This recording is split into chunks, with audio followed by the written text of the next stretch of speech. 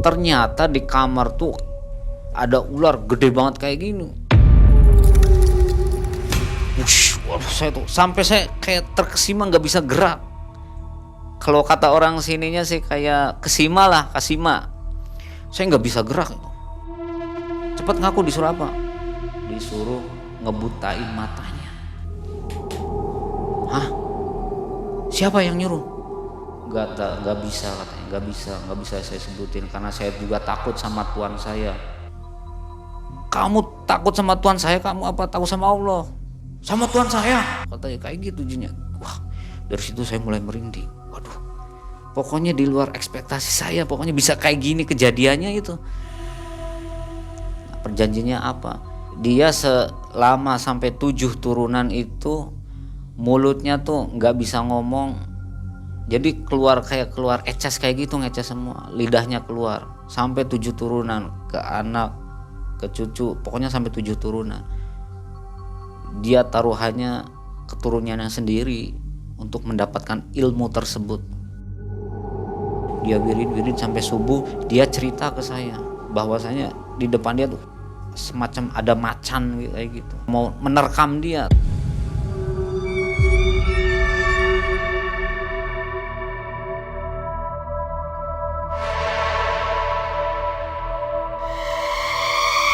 Dia wiridan terus, fokus wiridan. Dia Iman itu. Iya, konsentrasi wiridan. Ternyata dia nggak mampu menerkam, kata dia nggak mampu.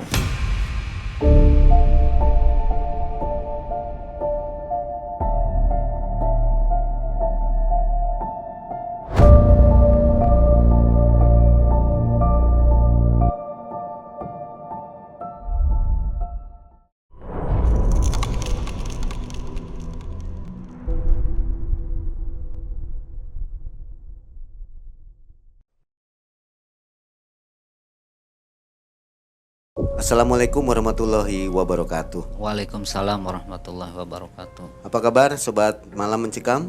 Hari ini kita jumpa lagi di malam yang istimewa. Sebelum Anda beristirahat tentunya seperti biasa harus mendengarkan dulu kisah dari Malam Mencekam. Hari ini kita sudah kedatangan seorang narasumber, namanya Mas Unen. Mas Unen hari ini akan berkisah tentang kisah nyatanya yang dialami pada tahun 2007 ketika Iya, Mas Unen duduk di bangku sekolah SMA. SMA ya. Iya. Nah, kisahnya itu memang benar-benar aneh. Jadi Mas Unen ini duduk dengan seorang teman, tapi ternyata temannya itu memiliki kekurangan ya, disabilitas gitu ya. Iya, Padahal disebut sekolah di disabilitas. Di sekolah formal. Formal ya. Iya, betul. Sekolah umum, bukan sekolah luar biasa. Iya. Di mana temannya ini terkena santet ya, Iya. akibat perebutan warisan.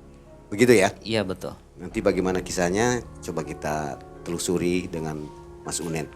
Itu perasaan Mas Unen begitu tahu si teman itu menderita buta ya? Iya, kayak semacam ngeblur gitu kata dia. Jadi nggak lihat teman itu. Iya, jadi pandangan lebih ngeblur yang agak tebal banget gitu, hanya cahaya-cahaya sedikit gitu, walaupun siang tapi yang terlihat itu sedikit. Tapi belajar bisa, anehnya di situ. Belajar dia bisa, soalnya ya? kelas 1, kelas 2, 3, 4 itu masih normal penglihatan seperti biasa, makanya dia di sekolah SD pun seperti siswa-siswa yang lainnya. Jadi perasaan Mas Unen kaget ya? Iya. Baru tahu ya? Iya, baru tahu saya. Oke. Nah, sebelum mulai, seperti biasa kita kenalan dulu ke Mas Unen. Mas Unen, apa kabar nih? Terima kasih sudah mau berkisah di Malam Mencekam ya. Alhamdulillah baik. Boleh tanya sedikit nih, Boleh, kegiatan boleh. sehari-hari apa? Untuk kegiatan sehari-hari saya berjualan di salah satu pasar lah di kota Cirebon. Ya, bahan pokok atau kuliner? Kebetulan ke kuliner ya. Kuliner Iya, ya. betul. Oke. Luar biasa ya.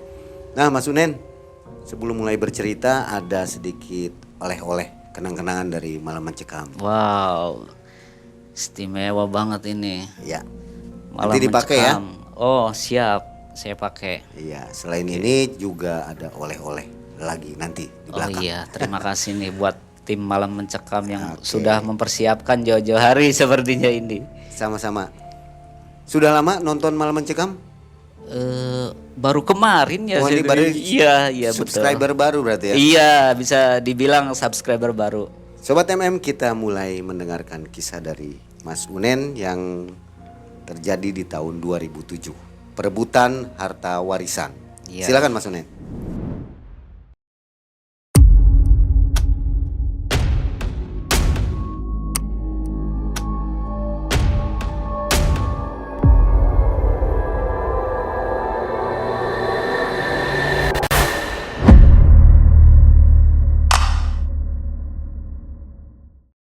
Yang saya kisahkan ini namanya udah saya samarkan.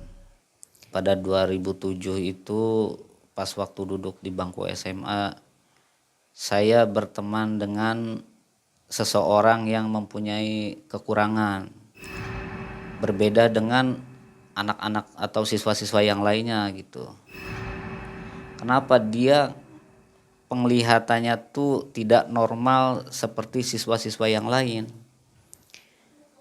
Nah, ketika akrab atau ketika intensnya itu pas naik di kelas 3 itu, baru itu kebetulan duduk satu bangku dengan saya.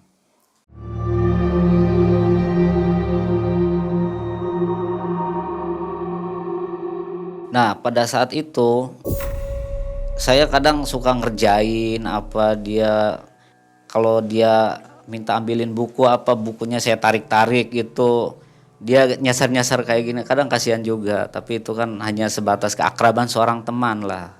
Kadang yang lain atau siswa yang cewek yang lain suka ngerjain gitu. Kadang dituntun-tuntun terus disuruh ke kamar mandi. Harusnya kan ke jalan ke sini, ke lorong kelas yang di sini, pada dituntun ke kamar mandi, kadang suka kasihan juga.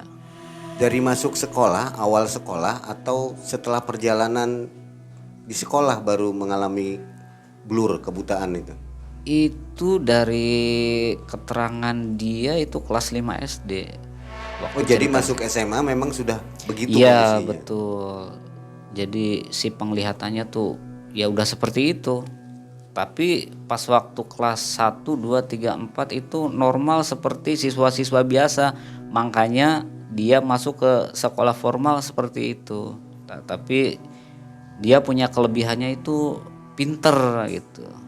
Meskipun nggak bisa lihat tapi Iya, pintar. pinter. Jadi mungkin ada kekurangannya itu dari tulisannya yang harusnya lurus itu agak bengkok-bengkok. Dari segi abjad apa udah betul, dari segi bilangan itu udah betul. Cuman ya itu dia nggak rapi, nggak seperti kita yang normal itu kalau nulis rapi, itu dia nggak. Nah, dari situ saya sempat kasihan juga. Kadang kalau berdua di kelas, kalau habis olahraga kita kan suka ke kelas, saya tuntun, saya nanya-nanya gimana, enak nggak kayak gini. Aduh, katanya sebetulnya sih pengen sembuh, saya tuh pengen sembuh, udah berobat ke sana kemari, maksudnya ke rumah sakit, ke dokter spesialis mata. Memang kondisi mata itu memang sehat, dia mampu karena orang tuanya ya orang ada lah gitu, bisa dibilang orang ada. Nah, pada akhirnya dia curhat lagi ke saya. Dia kadang suka mengalami hal-hal yang ganjil atau hal-hal yang di luar nalar lah. Dia cerita sedikit ke saya. Pada waktu itu dia masuk ke kamar mandi kayak ada yang nyubitin gitu ke dia tuh. Kadang suka mimpi yang aneh-aneh, dikejar-kejar hantu lah, apalah ini itu. Saya anggap biasa aja lah. Pas dia mau tidur, bilang lagi ke saya kayak ada orang yang mencekik saya. Di sini ada yang nyekik saya gitu. Kayak nyata tapi nggak ada. Dia kan nggak bisa lihat, tapi dia lihat itu sosok makhluk hitam tinggi besar berbulu kayak gitu, kayak sedang nyekik dia, matanya merah.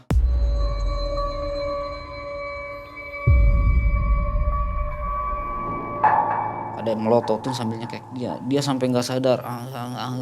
Dia langsung kebangun itu dengan spontan, kaget keringatan ke sini banyak. Saya sepertinya curiganya itu kayak ada yang gak beres tuh. Pada saat itu kan, pada saat SMA itu saya udah sering belajar kayak semacam spiritual kayak gitulah.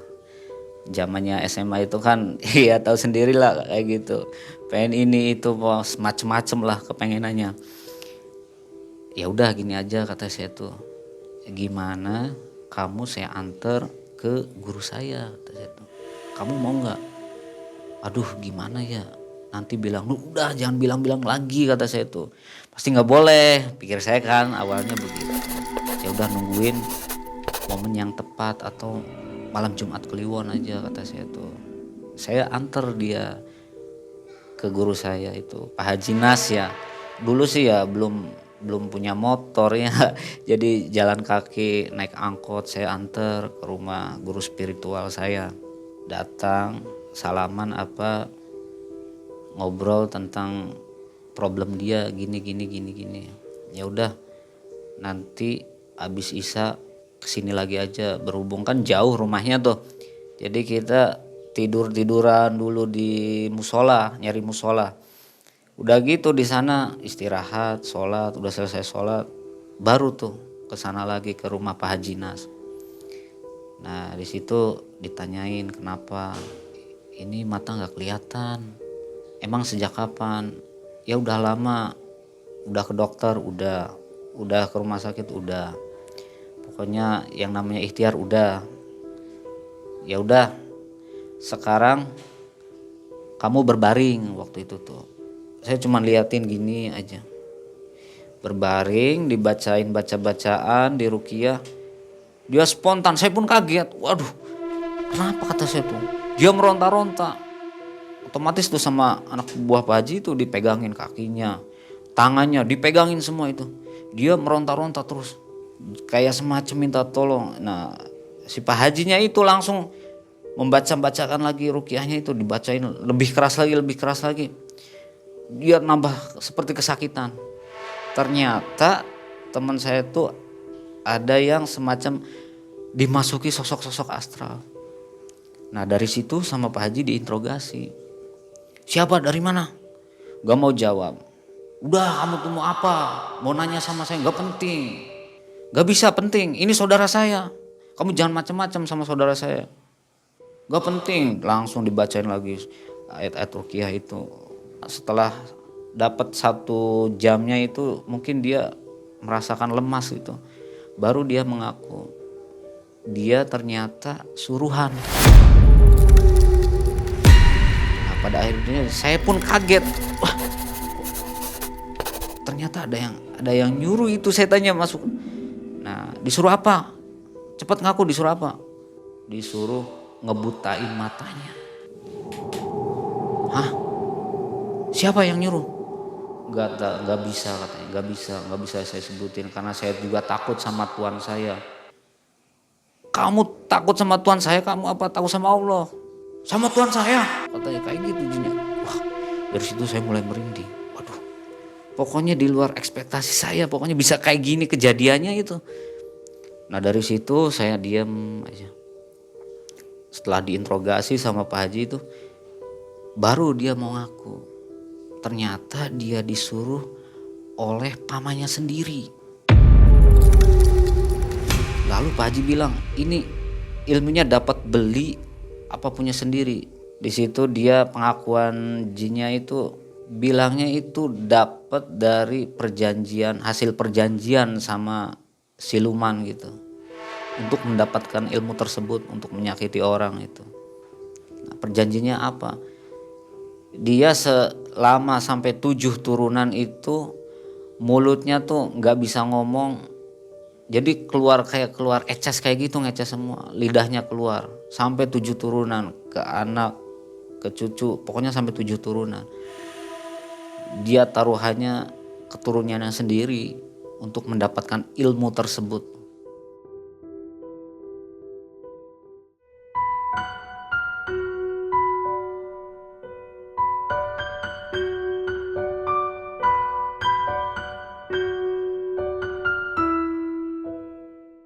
Nah Selesai diinterogasi, kamu maunya gimana? Minta ampunan itu.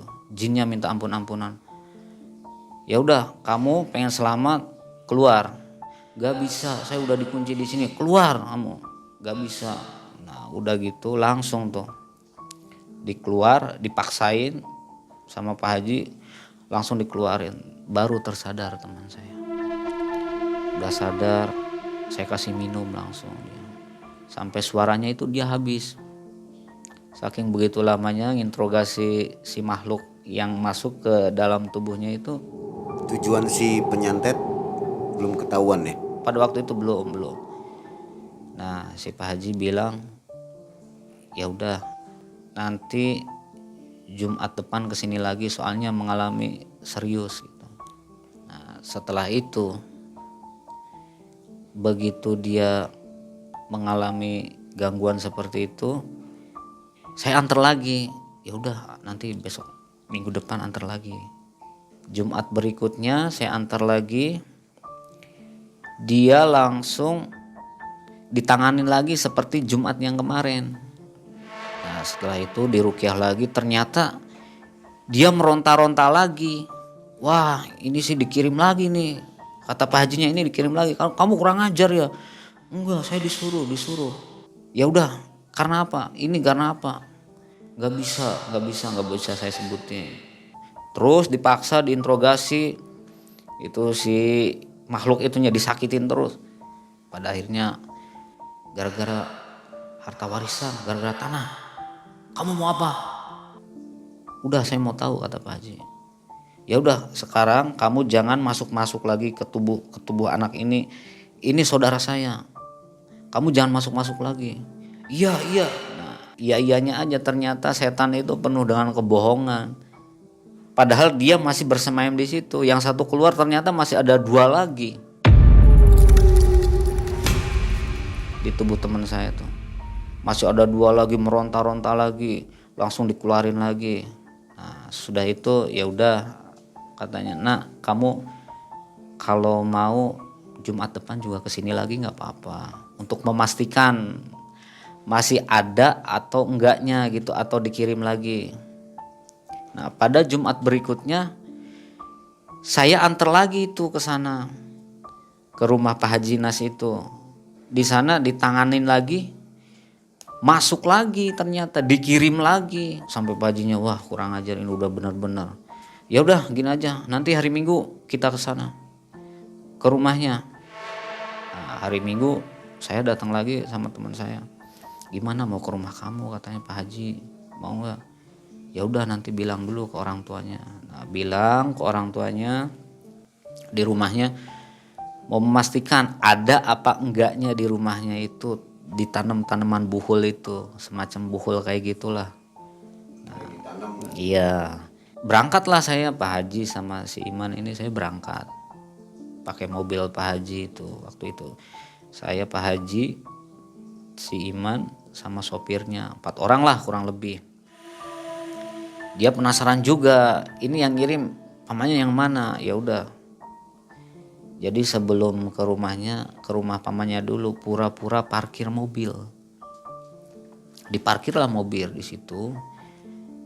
Nah, ternyata iya, sesuai dengan apa yang si jin itu katakan tuh, bener. Itu si pamannya kebetulan pas pada waktu parkir mobil di depan rumahnya itu, ya jaraknya agak jauh lah, nggak terlalu dekat, hanya memantau, memastikan gitu orangnya bener nggak ini.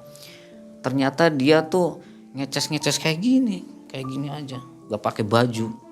Karena Pak Haji itu dia nggak pernah pakai baju karena hawa ilmunya udah panas banget itu. Dia gini aja ngeces sampai bisu.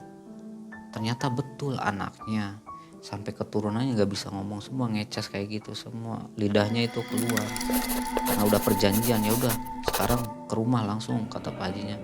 Ya udah, saya berangkat ke rumah dari mobil itu, jalan kaki ke rumah kan. Rumahnya agak di atas, pamannya di bawah. Jadi saya ke atas sama ke rumah teman saya ini, ke si Iman ini. Pada waktu pas di rumah biasa ngobrol-ngobrol, ngejelasin ke orang tuanya begini.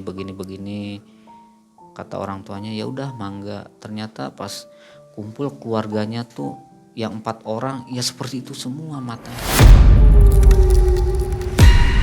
Kayak nggak lihat, kayak ngeblur kayak gitu. Udah pakai kacamata ukuran berapa enggak tetap aja kayak gitu. Tapi dokter memastikan sehat, matanya sehat. Bahkan dokter bilang itu kayak semacam penyakit genetik gitu. Tapi kedua orang tuanya nggak ada, normal semua. Dari situ kan, nah baru tuh ketahuan semua. Pas saat itu Pak Haji datang ke rumah, dia tuh udah merasakan, wah ini rumah emang nggak beres nih. Kalau saya sih sebagai orang awam ya nggak tahu ya, nyantai-nyantai aja. Kata Pak Haji, sebentar ya, saya mau sholat dulu sebentar, mau wirid lah. Langsung dia wirid di kamar tengah itu, dia mintanya di kamar tengah. Itu tuh kalau nggak salah ada 4 kamarnya ya. Ternyata ada suara tuh. Duar. Hah, tas itu apaan? Langsung Pak Haji itu keluar dari kamar tuh. Langsung lari ke arah dapur. Ternyata di dapur dia di dekat tempat air yang buat godok air itu, di tempat itu. Dia kayak bicara sendiri. Kamu udah jangan macam-macam di sini. Kamu udah berapa tahun di sini? Kayak berdialog dia dengan sosok-sosok yang kita nggak lihat, kita hanya ngintip-ngintip aja kayak gitu. Kayak dia melakukan satu gerakan-gerakan kayak gitu, kayak mukul-mukul tembok itu. Dia langsung minta botol 3, pokoknya botol bekas. Kebetulan pada waktu itu adanya botol kecap, minta ke tukang warung itu juga. Udah selesai ritual, proses penetralisiran di rumah itu, ya udah aja ibu, bapak, pokoknya ini rumah udah dinetralisir. Sekarang udah enak lah hawanya kayak gini. Oh ya udah Pak, terima kasih. Nah, itu orang tuanya tuh berinisiatif ke Pak Haji semua, berangkat semua besoknya tuh untuk mengetahui ini yang anak yang 4-nya ada apa enggaknya itu makhluk yang dikiriman itu. Sesudah itu penetralisiran selesai, berangkatlah saya ke rumah Pak Haji lagi. Nah pada saat berangkat itu 4 orang, saya, si Iman, Pak Haji, sama supirnya itu, kita merasakan panas tuh. Padahal AC udah di full.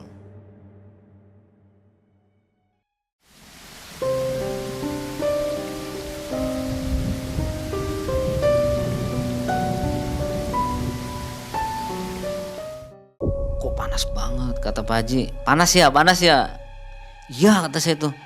Ya udah nggak apa-apa, ini hawa aura negatifnya, kata dia bilang. Soalnya kita lagi bawa yang makhluk jin yang udah tua-tua ini dari rumah yang tadi di botol itu 3. Aduh, pantesan, kata saya mikirnya, wah satu mobil dengan jin, kata saya tuh. Si sopir juga sempat bilang, mobil kok terasa berat Pak. Udah lanjut aja, gak apa-apa kok. Nah lanjut. Nah ketika itu Pak Haji bilang, stop berhenti di sini. Langsung berhenti. Nah, saya kok berhenti, kata saya tuh. Ternyata itu mau membuang botol yang 3 tadi. Itu botol memang nggak ada tutupnya. Mungkin udah di pagar gaib, entah apa, saya kurang tahu itu. Pokoknya yang jelas si botol itu dibuang satu persatu ke kali. Pluk 1. Dia baca-baca lagi, pluk 1 lah. Baca-baca lagi, pluk 1. Udah gitu, ya udah kita balik. Mudah-mudahan nggak balik lagi kayak gitu. Udahlah, udah gitu pulang ke rumah Pak Haji, saya pamitan pulang ke rumah saya. Dan kebetulan kata saya ke si Iman, saya mau ada syukuran nih. Ya udah, berhubung besoknya nanggung, keluarga dia yang 4 itu mau ke rumah Pak Haji besoknya, jadi dia nungguin aja di rumah saya sambil nginap tuh. Nah itu mengalami satu kejadian aneh di tengah malam pas nginep di rumah saya itu. Pas waktu malam itu, pas ada acara di saya itu hari Selasa malam Rabu. Nah, pada saat selesai acara, teman saya ngeluh aja, aduh udah ngantuk. Ya udah, kata saya tuh, nanti ngobrol dulu sama teman-teman saya yang lain, nggak enak ngobrol. Tapi dia sambil ngobrol sambil gini, kayak orang ngantuk gitu.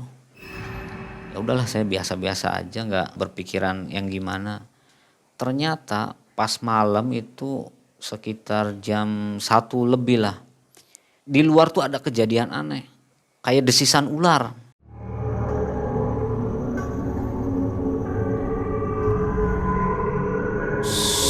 Kayak gitu lah.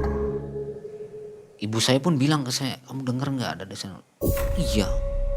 Seisi rumah pada merinding. Di situ saya baru inget tuh kata-kata Pak Haji. Bahwasanya kalau di malam weweton itu, kalau yang suka ngirim-ngirim santet itu suka ngirimnya pas malam weweton atau enggak Jumat Kliwon. Nah dari situlah saya baru ngingetin teman saya, bangun kata saya, kamu jangan tidur aja, ini malam weweton kamu. Oh iya, udah kamu wudu dulu kata saya tuh, wirid sholat malam dulu kata saya tuh, wirid. Nah pada saat dia wudu saya mau beresin tuh buat dia wirid di kamar. Pas saya beresin buat dia wirid di situ di kamar, ternyata di kamar tuh ada ular gede banget kayak gini. Waduh, saya tuh sampai saya kayak terkesima nggak bisa gerak. Kalau kata orang sininya sih kayak kasima. Saya nggak bisa gerak itu. Wah, saya sampai gemeteran. Ternyata ada sosok ular mata merah melotot kayak gitu, kayak udah siap nyaplok kayak gitu. Saya tuh baca-bacaan sebisa-bisanya aja, saya baca istighfar. Baru saya bisa digerakin kaki kanan dulu ke belakang lah. Langsung saya kepental ke belakang, langsung saya lari ke teman saya. Ada ular kata saya. Ular mana? Ular gede banget kata saya. Yang benar iya. Ya udah teman saya tuh langsung dia wiridan di situ. Kayak ada yang nyeworin kayak pasir kerikil tapi nggak ada yang jatuh. Kalau kerikil disewor ke genteng itu kan bisa ketuk terus jatuh kan, pluk. Itu nggak ada yang jatuh sama sekali. Tepat di atas kepala saya, di atas kepala keluarga saya. Itu seisi rumah bangun semua, di ruang tamu semua ngumpul. Ada kejadian itu tuh. Ternyata saya baru nyadar itu tuh dikirim lagi. Lalu ada kayak german macan kayak gitu di luar tuh.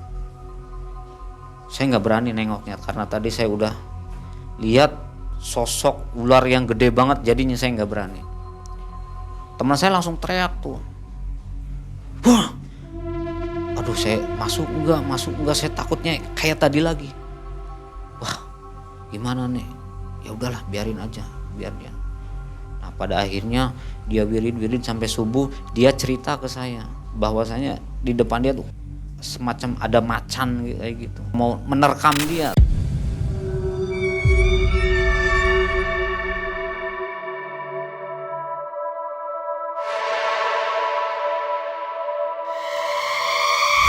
Dia wiridan terus, fokus wiridan. Si Iman itu? Iya, konsentrasi wiridan. Ternyata dia nggak mampu menerkam, kata dia nggak mampu. Nah, pada keesokan harinya ke rumah Pak Haji lah sama keluarganya kan datang, bawa kakak-kakaknya. Kebetulan yang lainnya kakak-kakaknya ada yang udah rumah tangga, ada yang belum satu yang belum nikah, yang dua udah rumah tangga semua. Jadi ke Pak Haji seperti biasa di ruqyah lagi, itu dipegangin semua sama anak buahnya di ruqyah. Ternyata si kakak-kakaknya tuh mengalami hal yang sama. Itu kayak meronta-ronta semua itu. Tapi kalau yang si kakaknya itu baru juga satu yang di ruqyah, yang lainnya pada ikut meronta-ronta semua. Jadi yang ada di situ panik semua. Termasuk saya panik. Aduh gimana? Nah, teman saya tetap wiridan aja dia. Ternyata diinterogasi itu udah lama bersemayam di keluarga ini, maksudnya dikirim ke keluarga ini udah lama. Dengan cara, kata Pak Haji sih, versi Pak Haji itu kalau ilmu udah mendarah daging, ilmu jahat kayak gitu, itu gak harus melakukan ritual katanya. Tidak harus mantra-mantra. Kalau seorang majikannya sakit hati, itu si makhluk-makhluk tersebut itu langsung berangkat nyerang sendiri. Nah pada akhirnya diinterogasi itu yang kakaknya yang nomor kedua itu muntah darah campur paku. bau amis banget, bau amis. Saya sampai nggak kuat liatnya. Kalau ngelihat darah aja kan ngeri, apalagi ada butiran-butiran kayak paku kayak gitu. Sampai ambil lap handuk, itu waktu itu tuh handuk dilapin lagi sama anak buahnya. Wah ternyata bener, dia ngirim tuh semua dengan keseluruhan, nggak bisa melihat semua itu, ternyata dikasih semacam batu kayak batu yang gaib gitu di matanya. Nah, pada saat itu baru tuh keluarga tahu, ternyata yang kena santet di keluarganya, yang menimpa keluarganya tersebut tuh kiriman dari pamannya sendiri. Dari situ baru tahu. Otomatis di situ kan emosional langsung memuncak. Mungkin dendam sih ada, manusiawi kan, mungkin punya rasa kesel gitu. Tapi Pak Haji nyaranya jangan terlalu ngeliatin lah gitu, benci ke pamannya, jangan terlalu ngeliatin gitu. Bahwasanya tahu yang terjadi di keluarganya itu dia yang nyakitin tuh jangan. Nanti yang dikhawatirkan takutnya terjadi fitnah, karena ini kan barang gaib. Kita susah kalau mau dendam juga gimana. Nah, pada akhirnya dari situ mau nggak mau harus menerima kejadian ini. Yang penting kita tetap ikhtiar, kita berobat terus sembuh, kayak gitu aja. Udah lupain masalah dendam. Gimana, sepakat nggak keluarga? Dari situ ya udah sepakat. Pokoknya kita nggak dendam, sekedar hanya tahu aja. Nah setelah itu udah selesai semua, pulang. Kecuali si kakaknya itu yang mutadara nggak bolehin pulang, nginap di situ, nggak tahu. Mungkin ada ritual yang lain, saya kurang tahu.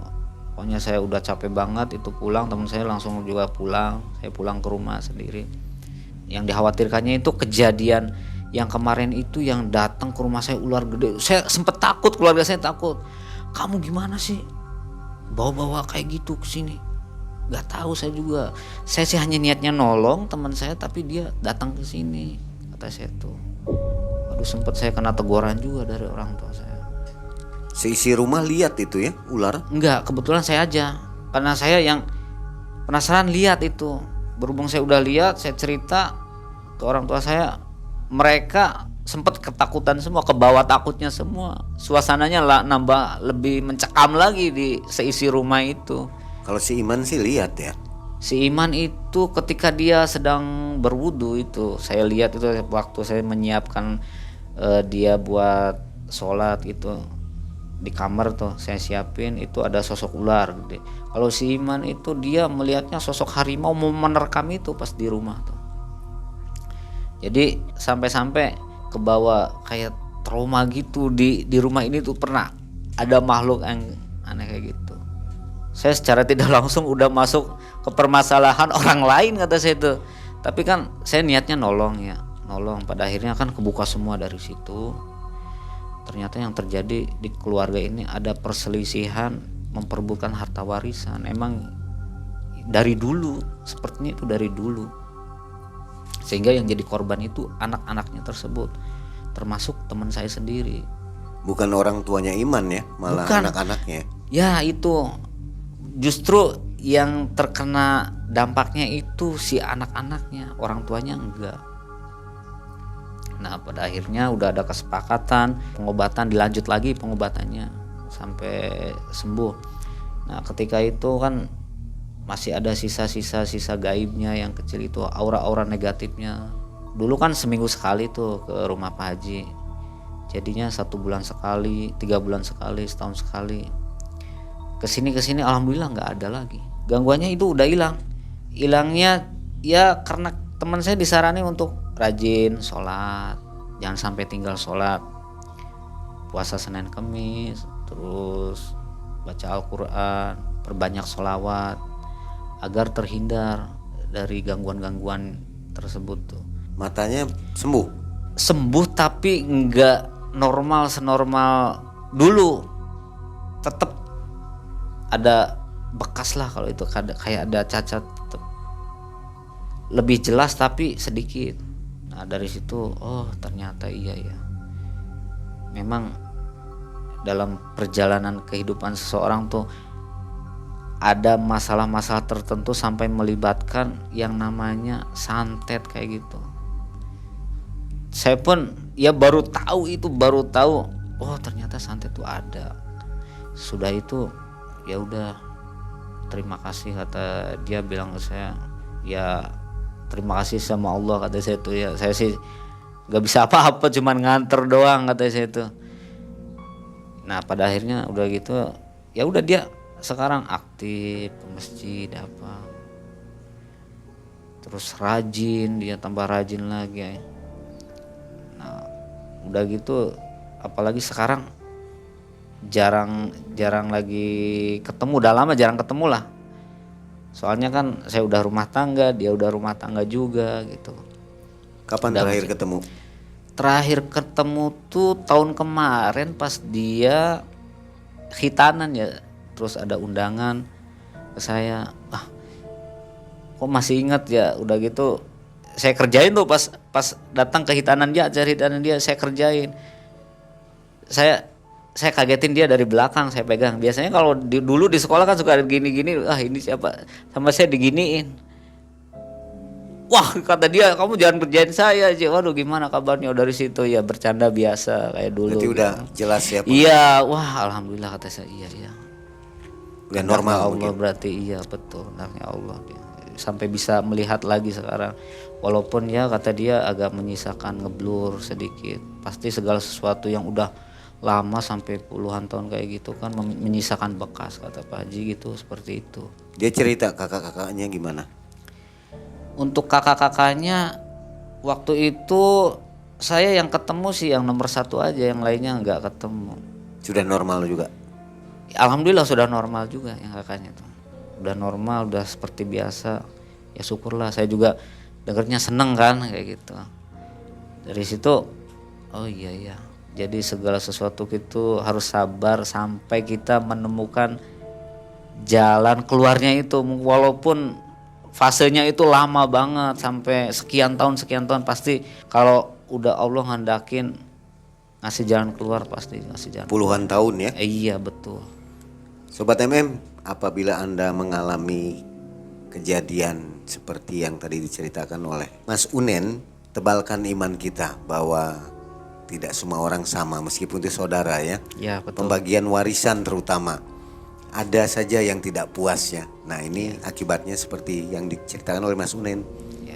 Tapi mudah-mudahan kejadian ini dengan disikapi dekat kepada Allah, pertebal iman kita, insya Allah tidak akan terjadi gitu Mas Unen ya. Iya. Ada pesan yang ingin disampaikan kepada subscriber kita mungkin dari kisah Mas Unen ini? Sholat 5 waktu kayak gitu, jangan sampai bolong-bolong lah. Soalnya kan makhluk kayak gitu seneng orang yang gak sholat kayak gitu, jadi lebih mudah lah untuk dimasukinya kayak gitu. Tapi kalau kita udah sholat, rajin baca Quran, kayak banyak baca sholawat kayak gitu, insya Allah lah terhindar kayak gitu. Intinya sih ke situ. Baik. Gak bakalan kena. Akhirnya kisah yang sangat menarik dimenangkan oleh orang yang baik ya. Iya betul. Yang sabar berjuang sudah pada waktunya sembuh juga akhirnya ya. Menemukan Meskipun jalannya. santetnya seperti apa, kuatnya seperti apa, Iya. tetap akhirnya yang baik yang menang. Iya. Baik, terima kasih Mas Unen atas kisah yang menarik ini. Ya, Semoga sama-sama. kita semua terhindar dari orang-orang yang benci, iri, dengki ya kepada kita. Amin. Dan akhirnya kita undur diri, Mang Ai dan tim ucapkan Assalamualaikum warahmatullahi wabarakatuh. Waalaikumsalam warahmatullahi wabarakatuh.